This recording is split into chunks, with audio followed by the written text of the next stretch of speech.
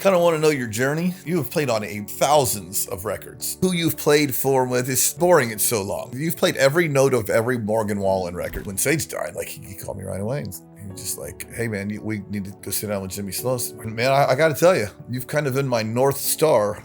Everyone at that service had put their hands on me, and now it's over. And one stoic man walks toward me out of that crowd, and there was something different about him. And he just came to me and he said, "I lost my son."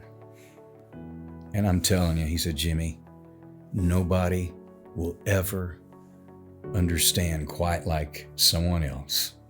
You will get more healing from people that have been through it." His son passed at 18, and he must have been 70 years old. And that lets you know right there, it doesn't go away. And interestingly, I don't want it to go away. Thank you. Try saying that to someone, that it's not a badge. There's a sweetness about holding Aaron's memory up. Welcome to the Good Grief, Good God Show, hosted by Grammy nominee and Emmy award-winning hit songwriter Brad Warren of the Warren Brothers. Join Brad monthly on the 1st, 3rd, and 5th Tuesdays on audio or on YouTube for raw, honest conversation about surviving things that suck. For today's episode, Brad welcomes producer, singer-songwriter, and 4-time ACM award-winning bass player Jimmy Lee Sloas. Jimmy's influence in the music industry is undeniable, but behind the spotlight lies a shared tragedy. Like Brad, Jimmy has endured the heartbreak of losing a son. I'm producer Pt1. To learn more about today's guest, Brad, and the show, check the description where you'll find clickable links to access this episode's audio and YouTube links, to connect to the show on social media, and to visit goodgriefgoodgodshow.com. On the behalf of Brad's wife and executive producer Michelle Warren, and segment producer and guest booker Lisa Bolt, thank you for tuning in. The Good Grief, Good God Show is brought to you in loving memory of Sage Michael Warren. And this episode is brought to you in loving memory of Aaron Sloas. Being gazelle intense. I'll put that other. Am I over Hey here? man, I am. Yeah, Gazelle you're there. intense over. I love it. You edit later? Or- Yeah, okay. and So it's always not live. anything you don't love can go away. Well, that'll be all of what I'm going to do. Yeah, so when you start talking Well, about cocaine and women and everything else, that we could just edit that. I don't think we have any problems with talking about cocaine and women. That was all in the past. Oh, yeah. Oh, my God, yes. You know, I never did cocaine. I've Did you never really done not? it. Never? Never done. Good for you. That's why you still get to drink alcohol. Yeah. But I've been pulling back on that a little bit, too. Oh yeah, I mean, I've never known you as someone who had more than Yeah. a couple drinks anyway. But something about all the good that cocaine seems to do at the time, it actually does that much long-term deficit. So what have you partaken? Oh yeah, Okay. oh yeah. So what? I started half of Peru in the 90s. How long does it take before, like, if you sniff it? I sound like a It's funny. It's like my mom talking about I it. feel It's like so a good. Baptist. I'm a Baptist. Let's have a little drug class before we get started here, which is so terrible. Tell I'm me. sorry that I know this, Mom. One time she saw it, she goes, "Did you do cocaine?" I'm like, "Mom, I did." I She's did, like, yeah. "Why would you do that?" And I'm like, "I don't know. It's a terrible idea." But here's the reason that cocaine didn't seem so. I was always taught you do it once you're addicted. That's true-ish, but there is something about once it's gone, you don't want it to stop. There's never like okay, we're done with this. Like literally cocaine tells you to just keep going. One time someone in the band said, "Why don't we save some for tomorrow?" And we all looked at him and went, "Why?" It's that kind of thing. Okay. So it takes you, and then unfortunately for those of us that are in that addictive and recovery person, you get more than you wanted to know. I'm loving this. Once you do that, it enhances your alcohol experience by 10 times. Therefore, every time you consume alcohol, you're thinking in your head, you know what would make this better? That little white devil's dandruff. And you get into that. And honestly, I would have never thought this. I'm not that guy. I was Southern Baptist raised, speaking in tongues, Holy Ghost. Mm-hmm. And all of a sudden you're in the middle of the turmoil and you have no idea how you got there. Dude. And then, and it still kind of took, and then it was everything, like whatever. Yeah. You know, not everything, but everything between nothing and cocaine there's a lot of things in there. And You know what I mean? So it's Pills. okay. I got you. Yeah. Bills showing up to songwriting. I hated weed. I did not like it. I never liked it. Yet I smoked pot 1,000 times. I tried it. Yeah, I smoked pot 1,000 times. I tried it so many times and I still hated it. You didn't get it? I didn't get it. I didn't dig it. I've never connected with it. I didn't either, but I kept trying. You're smart enough to stop, huh? Well, yeah, I just never got the, let's try this again. It'll be better the next time thing, which I know from my son That's why you don't have to go to Aaron those meetings and sit in plastic chairs. Would tell me, yeah. But you know what? Aaron didn't dig it either. Aaron, my son. Yeah. Who is in heaven. It didn't connect with him. It didn't connect with him. Yeah, you started in Christian music, so probably not as prevalent. Not a lot of cocaine use with the Imperials. No. Hey, man, I can gladly say the Imperials was an amazing thing. By the way, I was just browsing over the limited information about you on the internet, which, by the way, you are an absolute legend. I don't care. You're going to be all humble about it, but you're absolutely one of the top bass players in the world by anyone's measure. But there's not much about you on the internet because you're old like me and you don't post anything. So you had to dig a little bit. You were the lead singer for the Imperials. I thought you were just a bass player. That's such a stretch. Shouldn't say just the bass player. Well, no, just a bass player would be an upgrade. Lead singer. Well, it may say that. I don't know. It says that on the internet. It's never wrong. No, never wrong. Ron Hemby.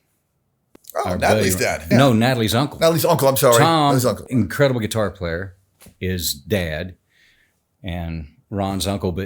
And Ron's, man, I used to call him Leather Lungs. He just sings like Don Henley on Stun. Natalie sings like Don Henley. Oh, yes, you know she's incredible. Yeah, female Don Henley. So I was, the Imperials is a quartet, or were a quartet. So you have to have a bass singer, and you have to have a tenor singer. And then you have a lead singer and alto, whatever the other guy does. Depends. So Ron technically would have been lead and I would have been tenor, which is hilarious because the original tenor singer for the Imperials was Jim Murray, who is one of my favorite singers on earth. And he can sing so incredibly high. And I top out at like middle C or something. But anyway. By the way, there's like 3 people, one of them being my sister, that knows what note that is. That middle C is not high. Okay, well, if you're on a piano and you got all the lows and this. It's the one right in the middle. Right in there. I literally have never heard you sing, which is crazy. We've been, which again shows you there is a God. No, I used to sing a bit, but I never took myself seriously at it.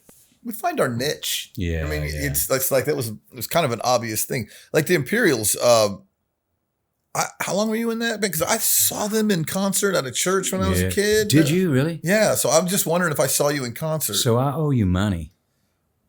Refund money? By the way, there was nothing but a love offering and I didn't put anything in. Oh, so good, we're square. Let's see.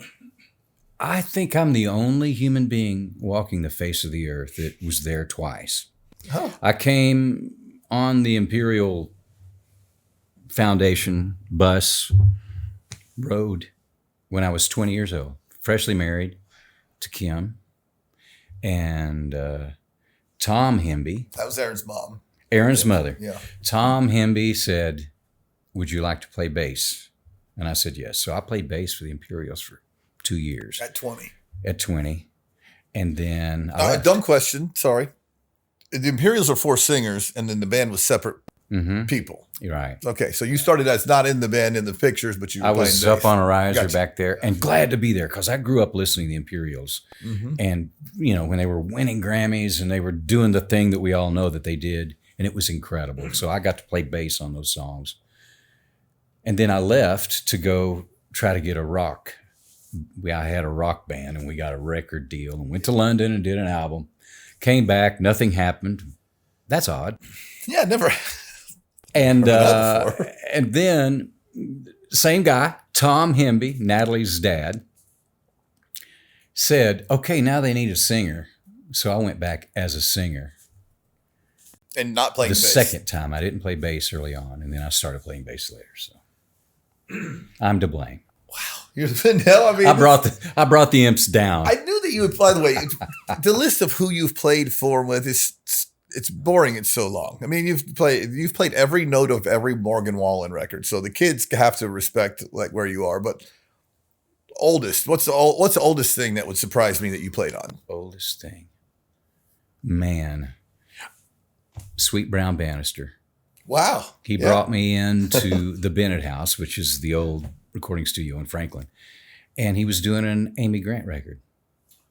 Wow. So this was in this. You're talking sessions, or the first time I played bass? I mean, the first record you played on. I'm the So first records you played the on. first record, the first song, as a session player, I didn't even know what that meant, but as a guy playing on a session, was "Say Once More." It was a duet with Amy and her then husband. Oh, Gary Chapman. Oh. And it was a really cool song. And Brown is so patient. He took 3 days to get a bass part on me. I find that hard to believe. Oh, and he would just sit there one more time. Okay. And just over and over and over. But what he was doing was teaching me this is a different mindset when you're playing in a recording atmosphere than it is when you're playing live. And I never really knew that. But he was so patient. But that was it. We grew up near Dayton, Ohio, and played with a bunch of people as they'd come through town. Yeah, but like real records, because that's 40, sorry to date you, but it's over 40 years ago that you did that. And it's interesting. I said to someone on here the other day, I can't remember who it was, but I think it was Sheryl Crow actually, because she went through a bass phase. And I said, look, I'm one of my best friends is Mr. Bass Player. I love it when someone has their band person play bass or when a singer does it. And I also love to hear a great session bass. There's room for all of it. Like I'm glad when some artists write their own songs, I'm glad that they don't all write their own songs or I'd be homeless and jobless. So there's, you know what I mean? There's room for all of that. But what is it? Anyway, what I said was the bass is the easiest instrument to play and the hardest instrument to play right. Whew. Man, that's a good way to put it. Right. Well, yeah. Case in point, we'll be on a session and there'll be some scuttlebutt going back and forth about, let's say the bridge is in question. Well, a guitar player, and trust me, I'm not demeaning any instrument with where, it takes quite a badass to even be there. Hey, somebody's got to get all the girls. Right. And it's the guitar player. Guitar player, right? Thank God. The guitar player is the wide receiver of the band. You know yes. What I mean? We dance in the end zone. Yeah. I'm just sitting on the bench. But bridge is coming up. I don't know where to go. A bass player cannot just guess. I can't drone a chord. I can't just kind of wait it out. Okay, and 8 bars go by, back in the chorus. I have to be right. If I'm not right, and it happens all the time when I'm not right, I get this from everybody. So, yeah, there's a lot of pressure. Yeah. But even beyond that, there's a pocket thing and a feel thing. Like the bass player is probably the center or the fullback of the band. Yes. Because I know because like we'll like if we're writing with Jay Joyce, he'll inevitably say, "Yeah, play the bass," and he'll just give it to me, and I can ruin a perfectly good groove. I don't just by trust me, I can, man. I get wider than what it's unbelievable how I've been playing guitar for 40 years and I can't play bass. And I've seen you and heard you, and you're awesome. I mean, in my own element, I can do what I do. You can do what everybody does. There's this thing about the session player. Like I could sit down with a guy way better than me and you could convince you accidentally that I was on their level, but I can do what I do. You got to be able to go in every day and do what they want. These guys in town, these bass players, they're so awesome. It is, I think, as best I can figure, I still think I'm new at this. Yeah. The best I can figure, there is touches involved, and it's about everything. If you even play less and you have the right touch and the feel, it can speak more to the song than anything flashy. But then add into that, I want come up with hooks. I want to be able to play a bass line that you could hum later, like on a Stevie Wonder song or something. I mean, you're not going to hum me the bass line to some country song. I don't know. Any country song. Yeah, anything I play, you can't hum it. That's not necessarily true. Like what I mean is like he stopped loving her today. Yeah. And then you go over to Living in the City by Stevie Wonder, and everybody knows, right? Right. So I'm trying to bring some kind of hook into it. Country being about the lyrics definitely ties your hands up a little bit, but that pocket, the guys like you and Glenn Worf and Michael Rhodes developed this pocket where country music felt good instead of just being I mean, actually, there's nothing better than a good old when it needs to be there. But I always find it an interesting job you guys have because, okay, so the best bass part we've ever had on a hit song was Felt Good on My Lips, Tim McGraw's song, and his bass player, Paul Bushnell, who's one of those very, very creative guys. He goes out on and will play it like a guitar and I'll never forget, we had a softball charity game once and Paul's Irish and like literally Irish, and he was catching the ball with his bare hands because he played cricket and not softball. So he plays bass like a guy that plays cricket and not softball. It's all very unique to country, Yeah. Anyway, Paul did this part that Jim Beavers, our co-writer, who doesn't really play bass, had played in the studio just for fun and turned it into something that's kind of unique on country radio. Oh yeah. We could pop in with those every now and then, but you have to, do you wait to get asked to, like, hey, step out here and do this? Or do you ever just go, hey, Joey Moy, check this out? And man, to me, having been through this, some producers like a lot of notes. They just like to do that and then they'll wade through them later with playlists. But I found what works the best that gets us to where we're going more efficiently is to listen to whatever demo, listen to what the producer or the players or writers are used to hearing. Go there first. So we've got that covered. Now I want to start doing playlists of things that maybe I would like to hear coming back at me through the speakers later or something. I usually say, can I do one more pass so I can sleep tonight? Yeah. And then I'll just blow some stuff to the best of my ability, and then I can let go. Yeah, I mean, we are in a service industry. I am as a writer. You are as a player. We are there to serve. We actually had, what's funny? We never talk about this. We had a hit together. You produced Jared Neiman's Drink It Out All Night, number one song that Brett and I and Lance Miller and Derek George wrote. That was a nice little run. That was just fun. That's really where I knew you because you were coming in for a session of the master session as I was leaving my demo session. But I knew who you were and whatever, but we got to kind of hang in the studio together because at first I'm like, that guy can't be this nice. And then after a couple of weeks, I'm like, he really is. And our friend Lance Miller, Sweet Lance, Sweet Lance he's always just, he loved you so much. And when Sage died, like he called me right away and he was just like, hey man, we need to go sit down with Jimmy Sloas. Like, oh boy. Okay, let's do it. And man, I got to tell you, you've kind of been my North Star since. You are certainly mine as our group, and you're doing such amazing work, Brad.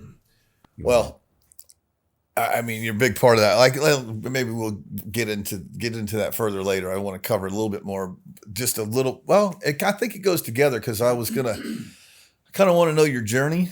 Like, what did you want? I mean, you've been doing this for a long time. Oh, you have played on thousands of records. Fair? Thousands? I would say fair. Thousands of records looked it that up. You played on. Yeah. It would be over 1,000 ones I could bring up right now. But man. Yeah, because later I want to talk about how it's different now. So I'm just kind of curious to how you got. Oh yeah. Well, let's start at 5. We'll jump from 5 to 16, so don't worry, I'm not going to go on. Okay, no, I'm good. Mom and Dad, very musical. My mother's still my favorite female singer. Amazing. She's in heaven. So is Dad. But bluegrass, Dad was bluegrass. They're brothers. Pretty famous back in the 60s. Bluegrass band, the Sloas Brothers. You can Google. Wow. They're there being stoic and tall, and they all look like Andy Griffith, and they're perfect. And I didn't get that gene. So, and Mom was just a great singer. So At 5, I decided that I wanted to be a steel guitar player and a dobro player. You know what a dobro is? Of course you do. So I was obsessed with this. This is all I could think about. By the way, steel guitar players are demented a little bit. Just I know. wanting to play that makes you a little. I know. You see what I'm saying? Yeah. But thank God. Explains a lot. I'm so sorry. You can cut this part out. But Never. The steel I was obsessed with it. Getting these Buck Owens records of Tom Brumley playing, you know, and Bill Anderson records, you know, and all these.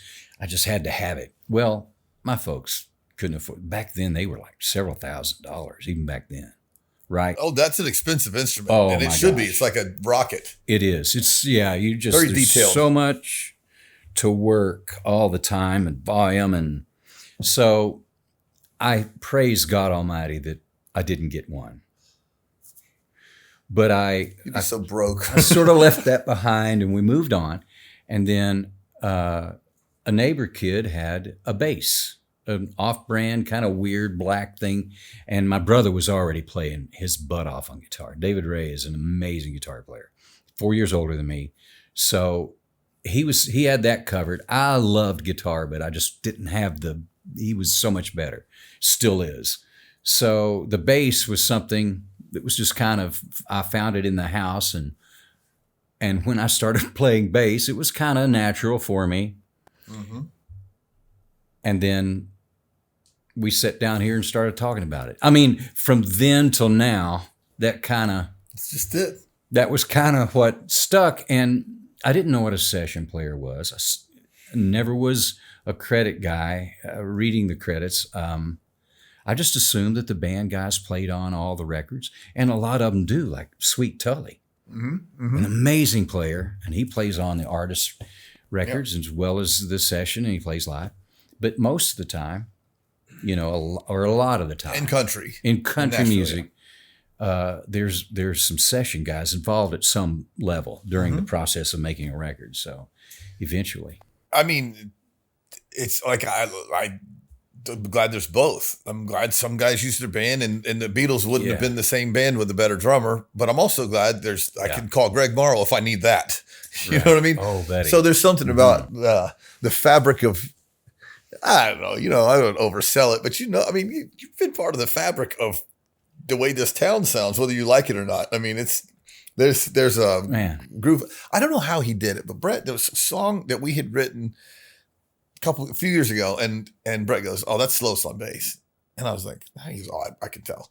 And sure enough, I called you, and it was you playing on it, and it was, I can't remember who it was, but it's hard to do, to be able to. I mean, I guess maybe Brett's got that discriminating ear or whatever, but to add that much to this, I mean, it's not. It's really what I love is that it's what you do, it's not who you are, but it's a pretty impressive resume. If you wanted to, you probably will never sit down and look at how many hits or records you've been able to play on. Man. And that would be kind of gross if you did, but I'll do it for you. Well, thank you. Thank you so much. And thanks to everybody in this town and all around the world, you know. But you'll identify with this. When you hear a song on the radio that you didn't write, how often do you go, my God, that is just great. What they played is so great. I wish I could have been that good on another song. So I'm not trying to be fake humble. Yeah. There's so many great players in this town, and I'm blown away with all of them. The town would have survived without you. It would have certainly survived without me. Yeah, I'm glad I got to be a brick in the wall. Right. But I am literally a brick. You know what I mean? And that's cool. But there's an awful lot of these guys that can call any player. Well, I don't know if this is a good place to start, but since you went with 5, I kind of want to hear anyone that's watched any of these podcasts, I talk about near-death experiences a lot because I've become obsessed with the idea because I have a son in heaven, and that's very interesting to me now. So therefore, the Mary C. Neal book that we love so much.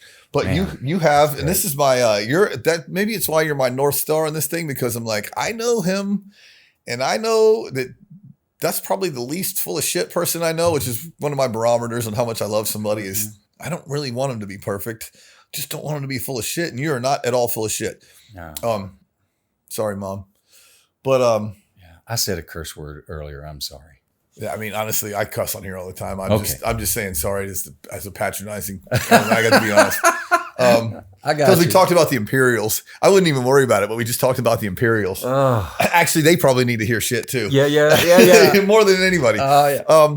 Anyway, but you had a near-death experience.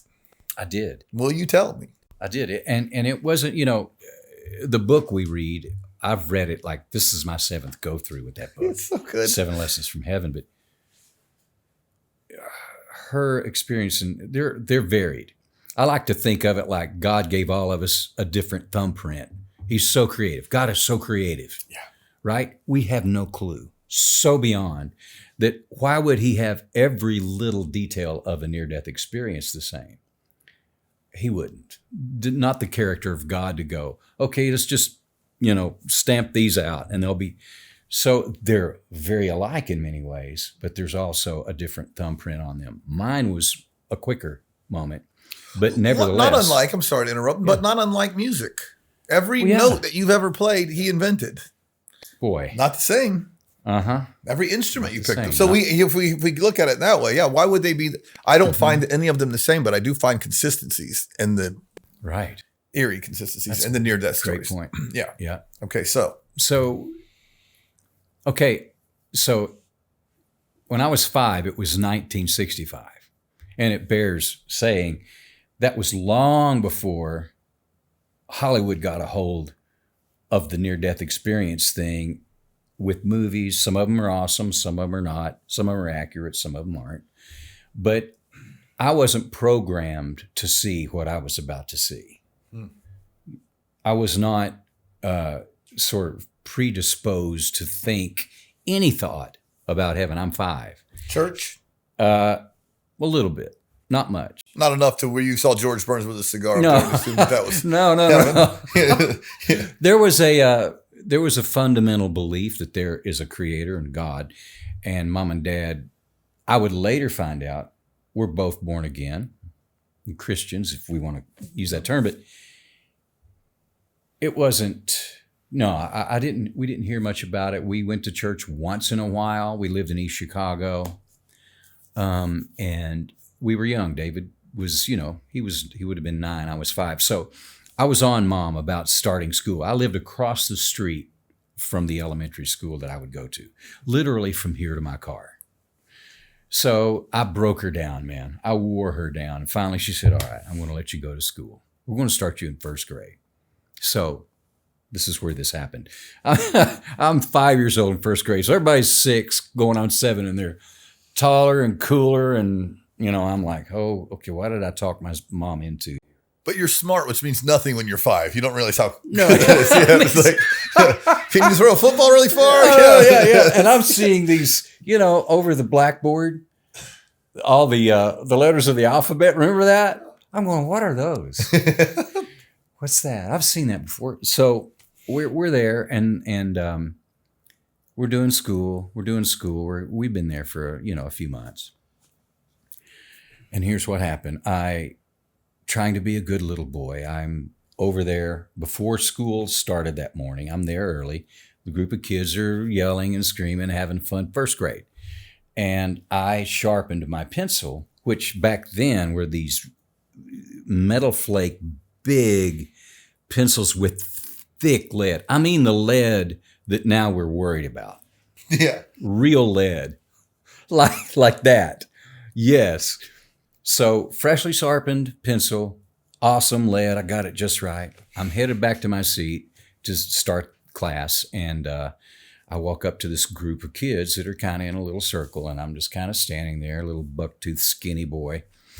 And this other 1st grader who is built a little better and a little more chiseled, and he saw that I was just kind of laughing at something, that I heard a joke or something, just trying to kind of be part of it.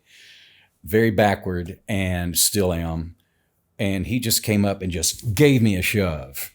And I went back in slow motion, and my pencil went in my head.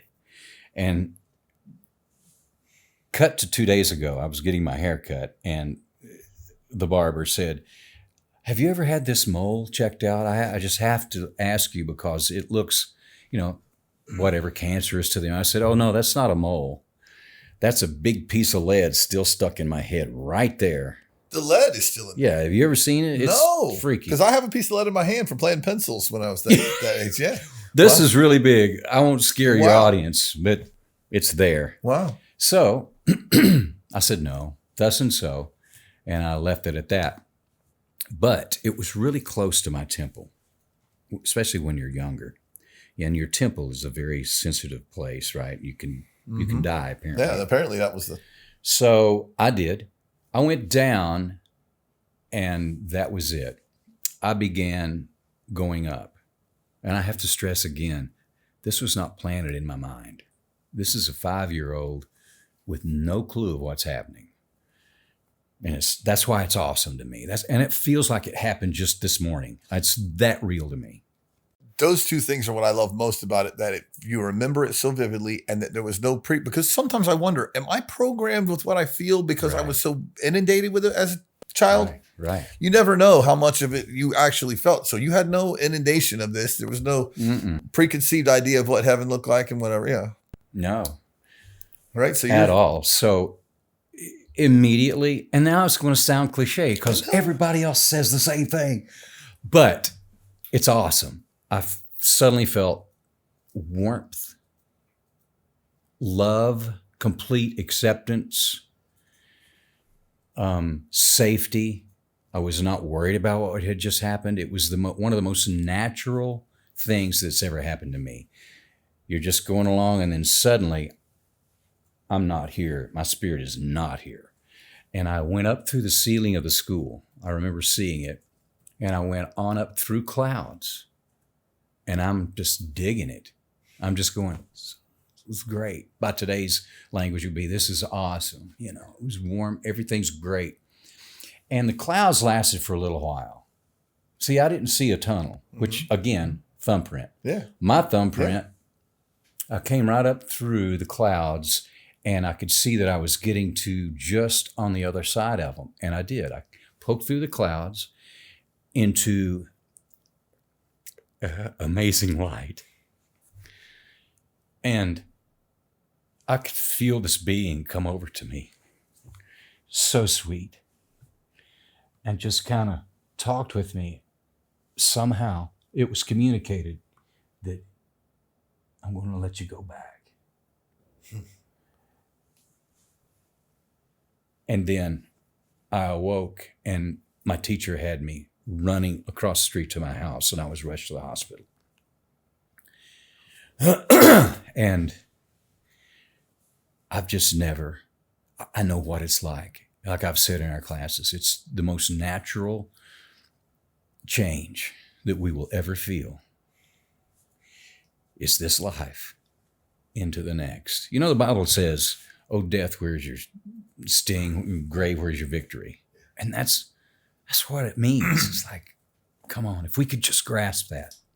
I mean, it's hard for me before I wasn't paying attention when I wasn't. But since I've known you, I would say you, even on a stressful day, you seem at peace. That has to have something to do with it. It does. It really does. I mean, when the thing that we're all afraid of, other than public speaking, which is kind of funny, death is everyone's biggest fear. So I know everyone, you'd rather be in the casket than giving the eulogy. I know that's a Seinfeld joke. But if we could get rid of that biggest fear, God, I love that story. I mean, it just, and by the way, the things that sound cliche, why do they sound cliche? Because they're consistent. Because they're consistent. I've watched hundreds of these things, and there's a consistency to the stories. Not everyone, but like 90-something% of the stories. Yeah. That being one of them. I mean, and then, I mean, there's nothing great about losing your son. Although we're going to find out one day that it's all going to be good. But certainly the peace I find in the stories, you've had to have found in your experience. Okay, I'm going to miss him like crazy, but I know where he is. Yeah. Some of that? Oh, buddy. Yes. All of that. Every bit of that.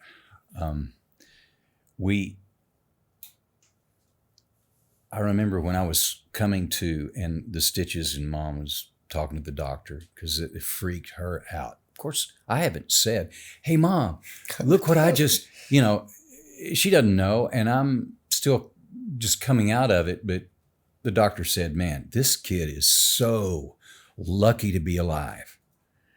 And then I tucked that away, that whole memory, for years. Did you talk to your parents about it? No, that I had that experience. I just didn't talk about it much. I kind of held it close. But you never told your parents, hey, I felt this. I didn't. And then a few years later, I let Mom know. And she just loved it. She just thought it was awesome. But it's like, I've seen some people that have the same experience. They kind of get quiet about it for a minute. Mm-hmm. Because it's such a holy thing. It's such a special thing. And it can sound crazy. To people. And I remember at Aaron's service, and I know we'll get into this, but had a really good friend came up to me, that I didn't expect to be there. And I'm not so sure this person believes in God, believes in an afterworld of any kind. And he was so sweet. And I love this guy. And he just said, "Man, I'm just so sorry I never got to meet your son." It was precious. And before I could think of it, and we all know the scene, we know that moment, but I said, "Well, I hate that you didn't too, but I will see him again. And it's probably not going to be that long down the road." So, and that's the natural thing, I think. And I know, but man. I mean, it's like Casey Beathard came here like a few days after Sage died. He's like, "Dude, Sage is in line. He's going to turn around and be like, oh, where were you guys?" It's that fast. Yeah. A day's like 1,000 years, 1,000 years like a day. And mm-hmm. when I talked to Casey, when I talked to you, when I talked to John Huey, and the absolute faith gives me the absolute faith, because I do feel it, believe it, and want it. But man, the validation of you guys, it just sends me to the right place with this information instead of the wrong one. Because we can get caught into we'll get into the two distinct roads after something like this. Yeah. For someone like me who's so extreme, addicts tend to just trade addictions. Yeah. So I found more healthy things to become addicted to, but mm-hmm. Hitting that crossroads where we could go one way or another, man, it makes me so grateful for the group of guys we have. Tell me about Aaron. Aaron Kelly Sloas. You want to know about Aaron? I do. I feel like I know him so well. I can't, can't wait to meet him. Oh my God. Well,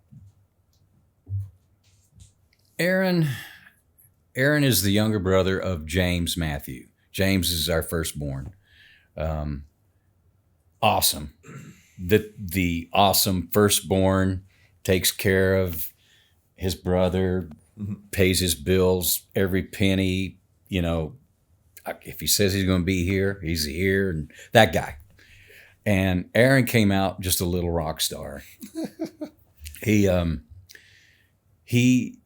was just Robin Williams. Oh, wow. That part of Robin Williams, not quite that hyper, but every bit that, taking everything in all around him all the time, questions, gaining knowledge, and just awesome, fun to be around. Mm-hmm. And of course, James is trying to help him put his feet on the ground and kind of be real. And James is still like that. He's freaking awesome. If you haven't met James, you got to meet James. I haven't met James. I need to. He's great. I really want to. He's so awesome. Aaron, he just, when you talk about Sage, it reminds me of Aaron, the family rock star, everybody loved him, very passionate about what he believes, will take up for someone, will not back down if there's a truth to be learned or told, right? And Aaron was a comedian, just funny, we saw everything just alike. He was like a mini me. Mm-hmm. He was a mini me. I mean, Sage was too. all the way coming up, man. And everything was going pretty good. And here's where it began to go awry. He was in probably, I think, I may be wrong about the dates. I don't know how you would fact check me. So I think it's, I'm the only one that may know, and Kim. But I think around junior high, his grades were slipping. Mm-hmm. So we did what the parents would do back then. We took him to a doctor. Doctor said, we got to get this kid on some Adderall. Now, I'm not blaming Adderall because I have a lot of friends that take it in the right doses. But I'm saying Aaron didn't have the ability to take it in the right doses. Absolutely. And I'm telling you what he told me and what he would say in meetings, when he was in rehab, he would get up and say, I connected with Adderall. I connected with it. It spoke to me, and then I was on. Mm-hmm. And he just started doing way more than was prescribed. And a couple years into that, and I saw his grades not getting better. What was his diagnosis? ADD? ADD. ADD, yeah. Sage was that too. He was ADD. They are I'm back at you, by the way. And when you talk about him, I'm like, oh yeah, they're hanging out right now. And I'm telling you, he was. Yeah, that was a correct diagnosis. I was when I was a kid too. They would just say, Jimmy's too hyper, send him in the hall back then. Now they would say, here, take this. So he connected with it. I went in, took him off of it, and we had a little. He said, I don't like this. Well, you should trust the doctors. I said, well, I trust them to do what they know is best. I don't trust you to abuse the privilege. And he's 15, 16 years old? Yeah, by then he's starting to go into high school. So early on. And so that kind of showed him there's something out there I could explore. Mm-hmm. And from that, it began to get worse. And he went into meth. He became a meth addict.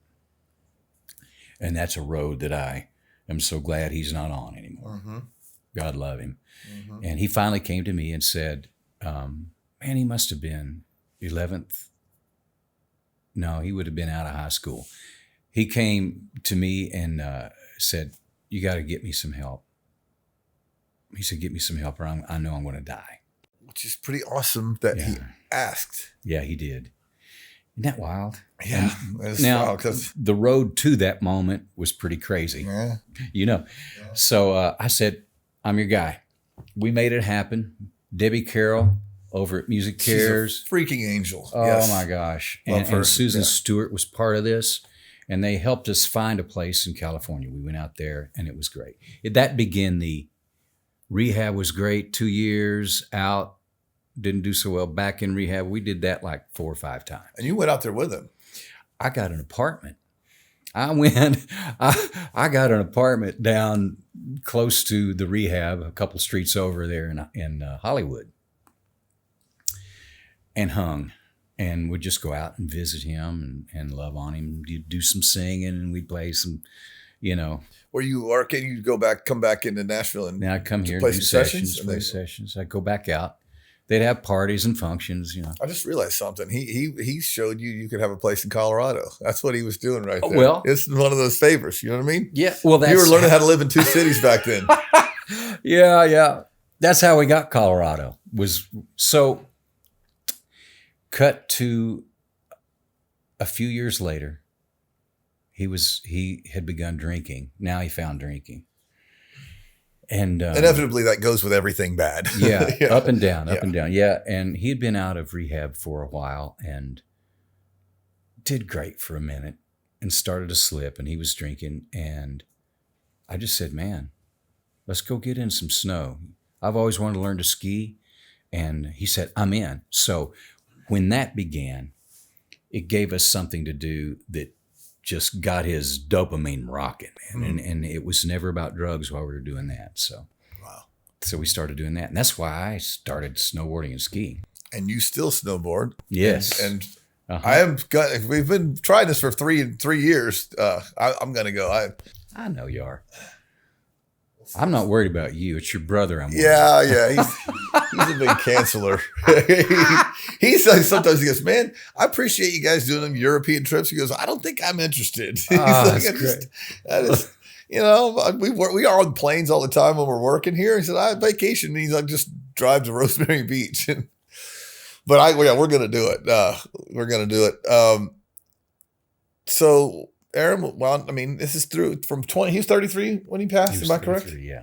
So from 20 to 33 had to be an adventure, because I know that from 15 to 21 was an adventure with Sage. I mean, it's not easy.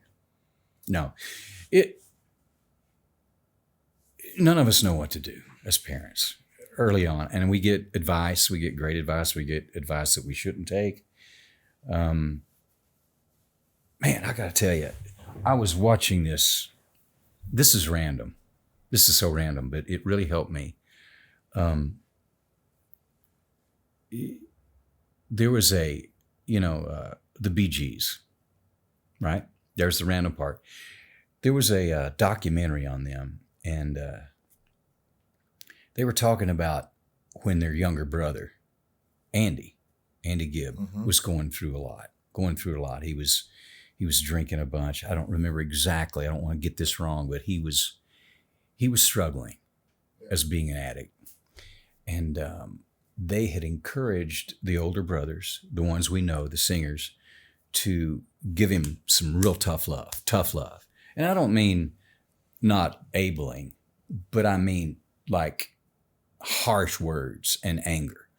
And I remember, who was the older? Barry, yeah. The lead singer, Barry. I remember the camera coming in close and him saying, if there was anything I could do over, is not badmouth and jump him and make him feel even more horrible, but I would have been more kind. I remembered that when Aaron was really getting deep into his addictions, and I kept thinking that, and I'm so thankful that he said that. Barry said that, and that I got to hear it, because I really tried not to do I'm going to jump you, man, and be dad. I was, hopefully, the best I remember, very kind. I was real. I was a parent. I was stern, but I wasn't mean. And I'm so glad for that. Not abling was hard for me, because the downside of wanting to do everything is here's everything, which is ironic, because there's a way to go either or. I remember at some point years before Sage passed, Michelle said, "You be careful not to berate him," like, because my dad was firm. My dad was a military guy, and he was firm, and so I'm like, well. I got sober, by the way, at 36. Not, you know what I mean? I got sober at 36, but surely that's what works. Long after my dad had passed away. And she said, don't berate him. Make sure that you're not doing that. Yeah. And I stopped doing that. And I got this beautiful year. I mean, we had some years of great. We were best friends, very similar. We just, but the year that he went to rehab and got sober, we went to meetings together all the time, and we had friends in common. There's a songwriter, Matt Warren, that became friends with him, and with the three of us would go to these meetings together. It's the best time of my life. Yeah, without a doubt. And I was real, and I was disappointed when things didn't go correctly. But for that minute, whatever that time was on, I didn't berate him anymore. Yeah. I was so happy that he crossed over to there knowing how much he was loved. I got a year to say everything I ever wanted to say, a year of peace. There was a slip in the middle of that year that he had, but it still was a year of peace and kindness and resignation, and we surrender. It was awesome. You never thought that the best times of my life would be in an AA meeting with my son. That is not really what you aspire to when your kid is born in the cradle. But I would even have to explain to Michelle, hey, this is not personal. And he would tell us, you were great parents. I had a great childhood, this isn't your fault. Exactly. Aaron said that stuff. Did he really? Yes. Did he really? Exact. Word for word. Man. Yeah. And you never had a doubt that he was. I mean, we'll get to it when we get to it. But the last text he sent, it's like it chokes me up, and it wasn't even sweet, but it was very sweet. Oh man, yeah. You know, yeah. Like I'm like, yeah, it gets me because they were thinking of us. Yeah. When they were trying to not do something bad, they weren't doing something at us necessarily. No. You know, they were trying. No, I mean, divorced family, right? And you guys weren't, but I still wrestle with that guilt.